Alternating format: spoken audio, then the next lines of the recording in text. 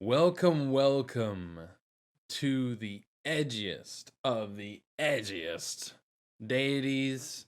Oh my gods video here at Cardinal Adventures. Requested by yours truly, the Nelly Man, aka Nelly in Discord. Be sure to join. Welcome, welcome. This is going to be a just an overall review or just I guess a learning of Zon-Kuthon, because I've done a lot of learning about Zon-Kuthon. Never a deity I've ever had to mess with or even encounter in any of the Pathfinder content I've ever run. So it was a great learning experience, and let's get started. Zon-Kuthon is the lovely, lovely looking gentleman here. This is the second edition rendition of Zon-Kuthon. So, first, his realm is, this is a fun one to say, I'll put it on the screen, Zovaikane, or just the Shadow Plains, a lot easier to say. This here is a first edition rendition of Zon-Kuthon. So in terms of his allies, it's just ally, because the only one he has is Urgathoa. Moving on, his enemies are Desna, Rovagug, Savannah, and what you'll come to know is, if you didn't know before, his sister, Shaylin. Quite a tragic story there. Temples include abandoned graveyards. And by the way, the information I'm reading from is once again from the Gods and Magic book. GMs, let's go. Get the books. Get the books. So again, temples are abandoned graveyards, cathedrals, caverns, haunted woodland clearings, laboratories, ruined city squares, and even torture chambers are places of worship for Zon-Kuthon. Lovely, lovely, lovely. This is just taken from Pinterest. This is, I believe this is from one of the adventure paths. I don't know which one. I never ran. I wish I kind of did. But anyway, worshippers are the desperate, sadists, shadow cultists, torturers, and Velstrax, which are a type of fiend. Those are the worshippers of Zon-Kuthon. Zon-Kuthon's sacred animal is the bat. So, one thing that I always kind of struggle with, because how do I put this? In Pathfinder, it was never really made clear where vampire originated. One of my theories, or theories that, GMs, please feel free to use, the origin of vampire, being that if you watch the old Chiliax video, it talks about Nidal and how vampire are treated as equal citizens in Nidal. So one thing that could be pretty fun, or a fun little twist, is you could say that Zon-Kuthon was the first, or was the began the first vampires, hence why their shape-shifted form, their original shape-shifted form, is a bat. So could be a fun little twist. Feel free to use it if you want. I could care less. So sacred colors. Again, it's just gonna be the same colors you saw him in. It's his skin is dark gray, and he wears dark red, and red as well. So, divine abilities, if you're using the background in the Gods and Magic book for being a cleric or champion, is Constitution or Wisdom, which both I find very, very fitting. Constitution, just because of what you'll learn. Zon-Kuthon is all about alternate domains, the void, which is very fitting, being where he came from and not where he came from, but what he went through, which you'll come to find out here in just a moment.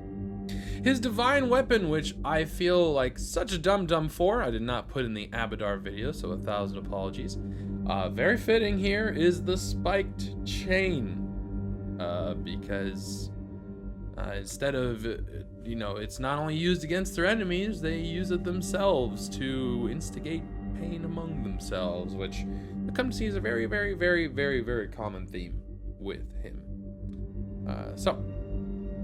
Before I go into the reading here, I forgot to put titles, apparently. He is known as the Midnight Lord, and lawful evil, god of darkness, envy, loss, and pain. So, we'll begin with the reading.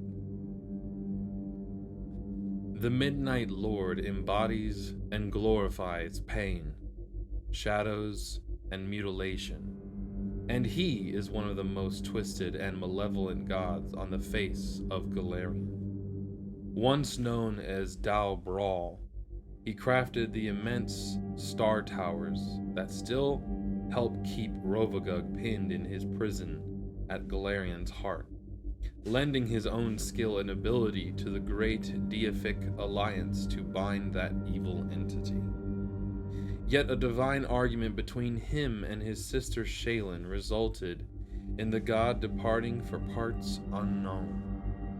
Zon-Kuthon traveled between the edges of the multiverse and stared into the face of the incomprehensible things that dwell there. No one knows what he found in that place, but he returned, changed, but claiming to be strengthened by what he had endured.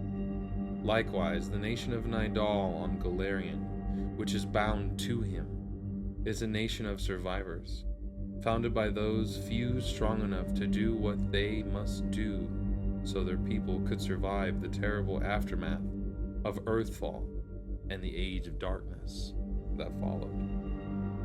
Zon-Kuthon teaches that torment is the ultimate pleasure and sacrament, and that inflicting and enduring pain is the truest strength. Experiencing pain and learning to embrace it allows one to purge the weakness of their body and spirit. After all, much of the mortal's creature's fear is rooted in the struggle to avoid pain in one way or another. If a follower can learn to embrace that pain instead, the chains of fear fall away, becoming a tool to be wielded. Worshippers thus endeavor to inflict as much torture and misery as possible on themselves and others. They look to the cruel outsiders known as Velstrax for inspiration, including the use of spiked chains as their primary weapon. The anguish Zon-Kuthon teaches is not limited to physical injury. Zon-Kuthon teaches his followers to understand, overcome, and revel in psychological pain as well, breaking down morality and twisting compassion into numb pragmatism. This is best exemplified by his troubled relationship with his sister Shaylin, who hopes to redeem him despite all evidence as to the impossibility of this task, and his chaining of his own father, breaking the deity spirit and transforming him into the hateful servitor now known as the Prince of Chains. Some worship Zon-Kuthon out of necessity, especially in Nidal, where veneration of the Midnight Lord is heavily interwoven into the culture and political landscape, and where deviation from this dark norm generally leads to tragic results. Outside those borders, some contemptible individuals gravitate towards a faith that allows them to embrace and practice their own sadistic desires. Still others find that Zon-Kuthon provides a level of understanding in the face of inescapable pain. To some, the bleak faith offers a means of finding release when faced with an inability to feel. Zon-Kuthon is cruel, but he is patient, willing to collaborate with others, and unlikely to provoke conflicts with other gods. He keeps to himself, though one might argue this is more of a case of other deities keeping their distance from him. Likewise, his followers tend to keep their own counsel, perhaps seeming aloof to others, but they have no qualms about working with others to achieve shared goals. The god, his church, and his nation on Galarian all operate within a strict, unyielding hierarchy that followers understand and uphold, each playing their part as dedicated by the Midnight Lord's teachings.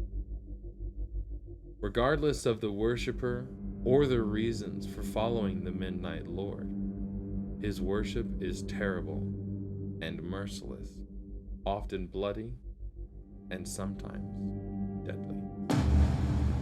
The faithful are often easily identified by their countless scars, many of them self-inflicted in the course of regular prayers, and frequently piercings and other body modifications, though tattoos are relatively rare among Kuthites. More profound, perhaps, is the cold, detached gaze of a truly faithful worshiper, their unflinching calm in the face of imminent danger, and their rapturous acceptance of any harm that befalls them.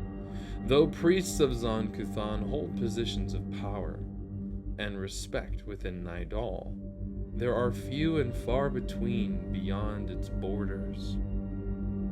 Somewhat more common are the infamous Shadow Callers, who practice divinely inspired wizardry and other sorts of magic, and vicious, interant clerics and champions who scour the land in an inquisition seeking out naysayers and rebels. Alright, next we have the Boons, and then I'll go ahead and do a review of the Boons and all that stuff. So, first we have the Minor Boon. The Midnight Lord turns your blood and pain into chains of midnight darkness to destroy your foes. Once, for 1 minute, whenever you take slashing, piercing, or bleed damage, chains rip forth from your body, affecting creatures in a line from your position in the direction of the attack, or in the direction of your choice for bleed damage, or if you deal the damage yourself. Yes, you can self-mutilate and get this bonus. With the effect of the Grim Tendril spell, whose level is equal to half your level rounded up, and whose DC is your highest spell DC, or 10 plus your charisma, 10 plus your level, plus your wisdom modifier if you have no spell DC. So it's pretty cool because essentially your faith will come to aid you in your desperate hour, which is pretty cool. Just speaking on that too, I find that if you're going to play a caster or play a cleric or a champion of Zon-Kuthon, especially I would say a champion or even a sorcerer, divine sorcerer of Zon-Kuthon, I would definitely get with your GM about making your first level granted spell tether from the Gods and Magic book. So I would definitely get with them because in the core rulebook, I can't remember what they give you for first level, but I would definitely try and get with your GM and try and get the tether spell. It is arcane primal, but definitely makes sense for a divine arcane granted spell. So get with your GM. Next is the Moderate Boon. Each morning during your daily preparations, scars gather into words on your flesh. The scars function as a scroll of a divine spell of Zon-Kuthon's choosing. After you use the scroll or receive magical healing, the boon fades for the day, though some or all of the scars might remain as a reminder. So what I really like about this Moderate Boon is whether you use the scroll or receive healing, it goes away. So if you receive aid, like positive healing, it's not seen. It's almost seen as insulting to him that because his whole theme is pain. He'd rather see you use that spell that he's granted you than healing, because again, the way to give him tribute or oh my goodness, give him praise, I guess. Oh my god, it's not innervate. I'm going blank here. Renovate him. No, not renovation. Oh my god, I'm losing my mind. But basically give him praise and honor is through pain. So essentially he would just, if he sees that you're being healed, he would say, kind of snicker at you. And last but not least, we have the venerate. Oh my goodness, there's the word. Gosh, I hate how that happens. Major boon, shadows are deeper around you. Dark vision and greater dark vision cannot penetrate darkness within 60 feet of you. But you can see through it normally. So, again, with major boons, like I said, depending on what your opinion on that is, this is going to be around the 13th, 15th level. Or 13th to 16th level, just depending on how you do things. This is really cool, especially if they're playing a rogue or like a shadow dancer archetype. Like, oh man, like this just, it gets cooler and cooler and cooler and cooler. So either way, I think the boons are wonderful for Zon-Kuthon. Again, at this point, you are so invested into shadow and, like, again, it's more on the shadow aspect of things. I don't think they wanted to do something that was like where you could hurt yourself, because at that high level, they would have to balance it to where it would be, it'd have to be balanced out and stuff. And so, yeah. Anyway, so curses. The minor curse of Zon-Kuthon. You are surrounded by spectral chains that cause you to always be encumbered, and that have the same effects as armor, with a noisy train. So essentially, people can hear. It's like so with spectral, I leave that up to the GM whether or not that's, whether or not people can see it or not. One thing that I think would be really interesting is you can always hear these chains on you when you're walking that always make you feel heavier. You just always hear the chains. Always hear the chains. And I'd make it to where other players or other people that meet your character only hear the chains when they're like within 5 feet of you, or they're 5 feet away from you. And so it kind of causes this character to be a bit more distant and stuff, because you don't want people asking questions, or they'd be really cool, really cool. So just neat stuff. Or hey man, why are you always making noise when we try and sneak? I never noticed that before. So lots of really fun roleplay things to do there. Great, really fun way to because if we're going just one more thing, like if we're going back to Nidal with the old Chili X video, if your character's from Nidal and you wish to try and break away from Nidal, imagine, or break away from the typical behaviors of Nidal, or just the culture, Zon-Kuthon is not going to be very happy with you. So it'd be fun to make a character who has like this right at their character creation, leaving Nidal and leaving that culture of pain and all that. So especially, I mean, it wouldn't be that outlandish for a young person, like an older teen, or a teen or an older teen that want to separate from that, just because like they, it's something that they just never became accustomed to or could really bond with that kind of behavior or mindset. So fun stuff. Moderate curse. If you share the pain of others, and even minor wounds bring you incredible pain. Whenever you see or otherwise sense, so hear or smell, I guess, a creature take damage, you take 1d6 mental damage every single time. So here's what sucks about that. That includes persistent damage.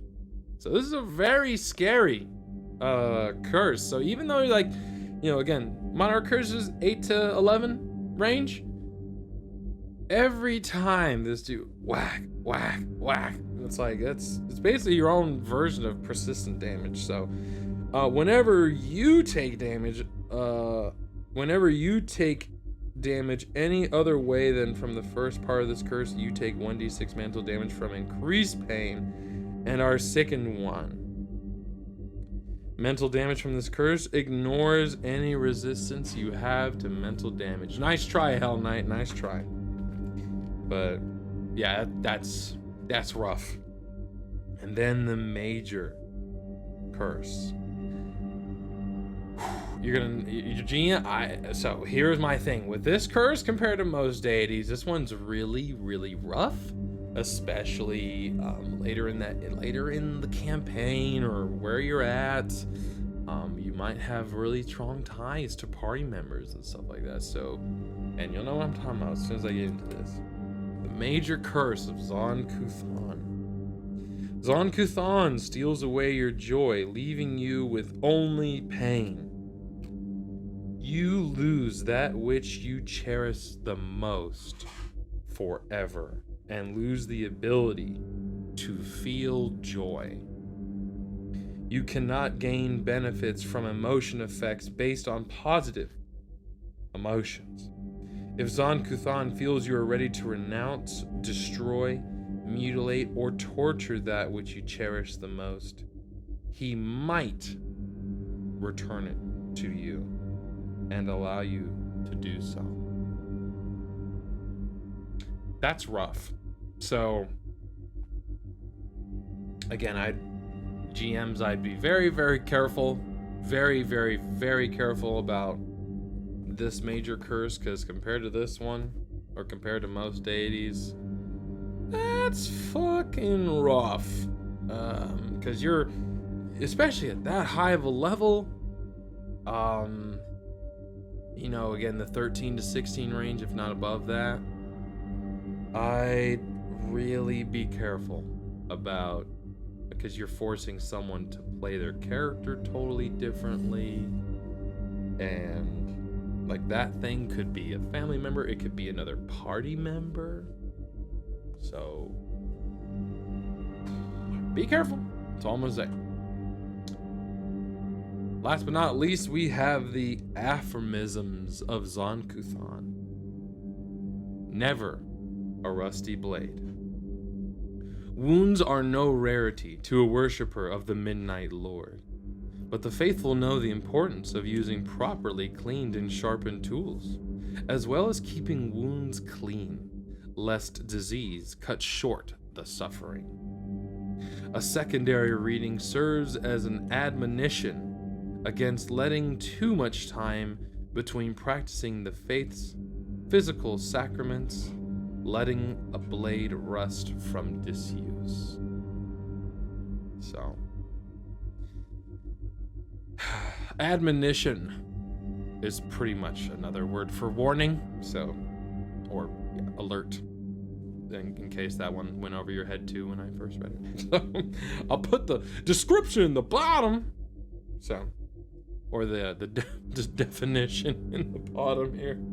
So anyway, grasp the chain. A true follower of Zon-Kuthon may experience torments, but they are neither victim nor prisoner within the faith. On the surface, these words remind a worshiper that they are active participants, even in their own torture. On a deeper level, this phrase embodies the power inherent in embracing pain and turning it into a weapon, willingly grasping the god's favored weapon, despite the vicious spikes along its length. which is the spiked chain. This, by the way, here is an Iron Maiden, or a Zon-Kuthon Iron Maiden, which is a torture device used to, well, in their faith, inflict pain amongst other followers, but fun stuff. Either way. So, with that, be sure to like, comment, and subscribe. And if you already are subscribed, welcome. Or I should say, use that cardinal beak to peck at the bell. If you're new here, welcome to the channel. Glad to have you here.